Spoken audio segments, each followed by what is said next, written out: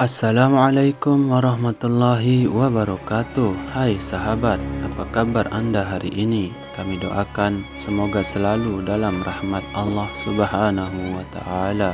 Amin ya Rabbal Alamin. Barbarossa adalah pahlawan Islam yang menjadi propaganda jahat orang-orang Barat. Mungkin Anda yang gemar membaca komik Asterix dan Anda yang pernah menonton film Pirates of the Caribbean tentu ingat karakter jahat Barbarossa. Sejak zaman pertengahan, aneka macam karya fiksi Eropa dan Amerika biasanya menggunakan nama Barbarossa untuk menamai karakter penjahat. Biasanya seorang bajak laut yang jahat. Makna negatif Barbarossa terus dipropagandakan hingga zaman sekarang. Meski di dalam setting-setting yang berbeda, tak ada asap jika tak ada api. Kebiasaan para penulis fiksi Eropa dan Amerika ini tentu ada sebabnya. The Barbarossa Brothers. Pada abad ke-15 Masehi, di Laut Mediterania ada dua bajak laut bersaudara yang disebut The Barbarossa Brothers. Kedua tokoh ini menjadi legenda dalam dunia perbajakan lautan dan merupakan tokoh bahari yang sangat ditakuti orang-orang Eropa pada zamannya. Kebiasaannya ialah membajak barang-barang berharga yang diangkut oleh kapal-kapal milik kerajaan-kerajaan Eropa yang melintas di Laut Mediterania. Awak kapal yang dibajak biasanya diberi dua pilihan, mati karena melawan atau hidup dengan menyerah secara sukarela. Lalu, siapakah sebenarnya Barbarossa yang sangat ditakuti oleh orang-orang Eropa selama berabad-abad itu? Kemudian, mengapa hingga zaman sekarang nama itu terus menghantui benak dan pikiran mereka?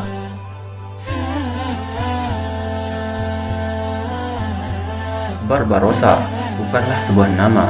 Barbarossa merupakan kata dalam bahasa Latin, gabungan dari kata barbar yang berarti janggut dan rosa yang berarti merah. Jadi Barbarossa berarti janggut merah. Barbarossa merupakan julukan yang diberikan oleh para pelaut Eropa kepada kakak beradik Aruj dan Khairuddin dari Turki. Kedua kakak beradik ini hanyalah pelaut-pelaut biasa yang rutin berlayar di wilayah perairan Yunani dan Turki. Awal mula gerakan Barbarossa, pada suatu hari, tanpa sebab yang jelas, kapal milik keluarga mereka diserang secara brutal oleh kapal militer Knight of Rhodes. Dalam peristiwa ini, adik bungsu Aruj dan Khairuddin tewas terbunuh. Aruj dan Khairuddin sangat terpukul dengan kematian adik bungsu mereka. Sejak saat itu, mereka melakukan aksi bajak laut kepada semua kapal-kapal militer milik kerajaan-kerajaan Kristen. Aksi-aksi mereka sangat menggemparkan dan membuat mereka ditakuti militer Kristen. Aruj dan Khairuddin pun kemudian dikenal sebagai The Barbarossa Brothers karena keduanya berjanggut merah.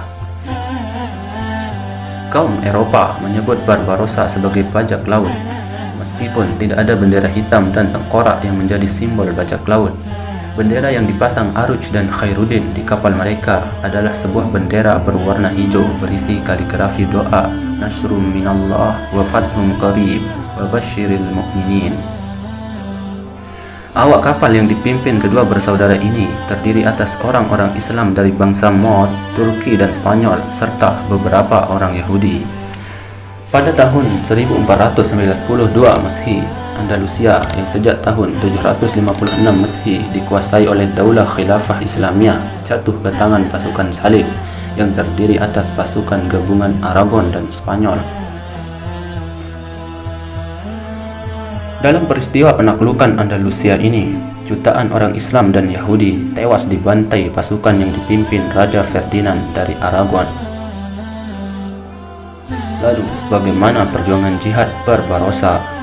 Peristiwa itu mengubah haluan misi dendam Aruj dan Khairuddin menjadi misi jihad Islam. Bahu-membahu bersama sekelompok milisi bangsa Moor, mereka kemudian menyelamatkan puluhan ribu umat Islam dari Spanyol ke Afrika Utara. Kemudian mereka membangun basis pertahanan laut di Aljazair untuk menghadang gelombang serangan pasukan Salib dari jalur Afrika Utara menuju Tanah Suci Palestina. Khalifah Islam saat itu, Sulaiman I, mendengar cerita-cerita heroik mereka. Sulaiman I sangat kagum pada heroisme mereka. karena prestasi mereka di lautan. Akhirnya Sulaiman I mengangkat Aruj dan Khairuddin sebagai Kapudan Pasa atau Panglima Angkatan Laut Khalifah Islamiyah untuk membenahi Angkatan Laut Daulah Khilafah Islamiyah yang amburadul. Adu domba pihak Spanyol. Pada tahun 1518, Spanyol berhasil menghasut Amir kota Tilmisan untuk menghancurkan pemberontakan kepada kepemimpinan Aruj.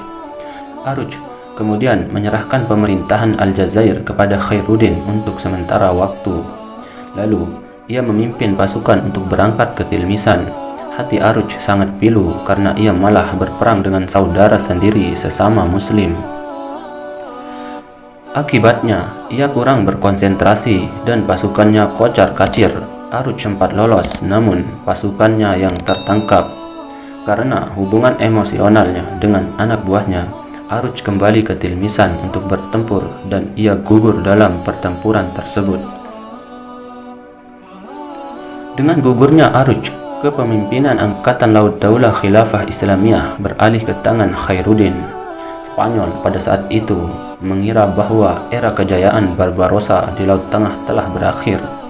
Lalu, dengan percaya dirinya, Spanyol mengirim 20.000 tentaranya ke Aljazair. Pertempuran hebat pun terjadi, namun Khairuddin berhasil menghajar pasukan laut tersebut. Sejarah dan kehebatan pasukan Janissary.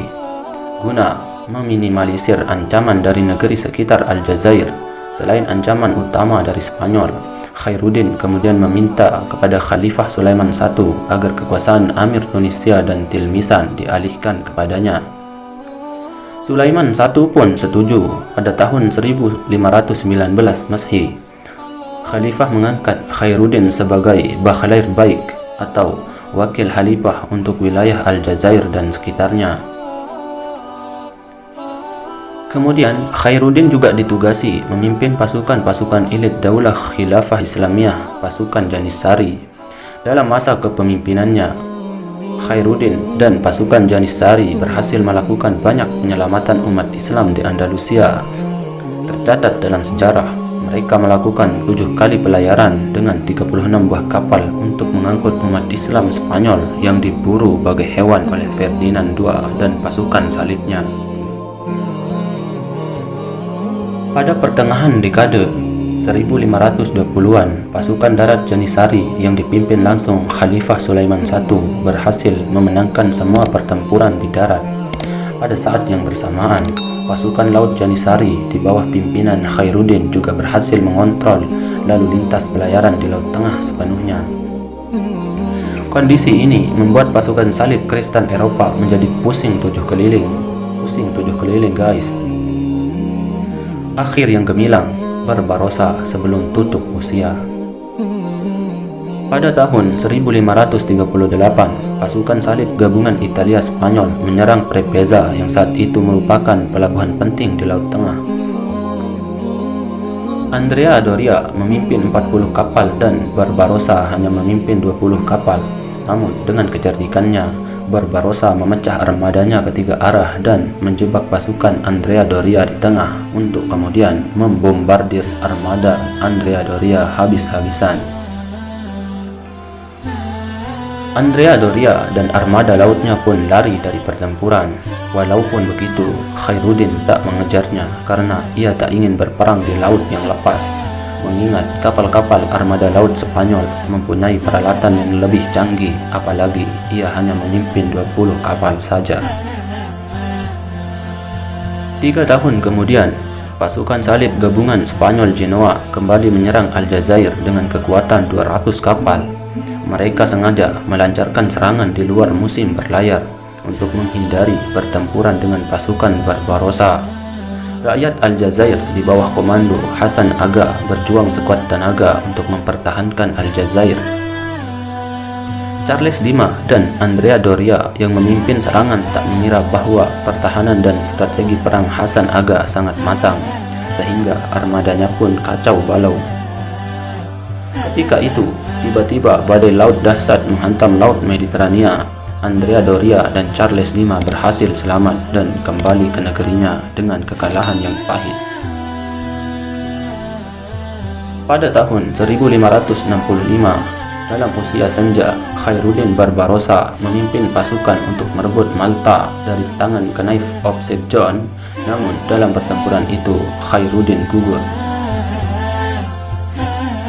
Kemudian Khairuddin dimakamkan di Istanbul. Di dekat kuburannya didirikan masjid dan madrasah untuk mengenang jasanya. Hingga kini makam tersebut masih terawat untuk menjadi bukti kepahlawanan Khairuddin alias Barbarossa yang namanya masih ditakuti bangsa Eropa hingga zaman sekarang.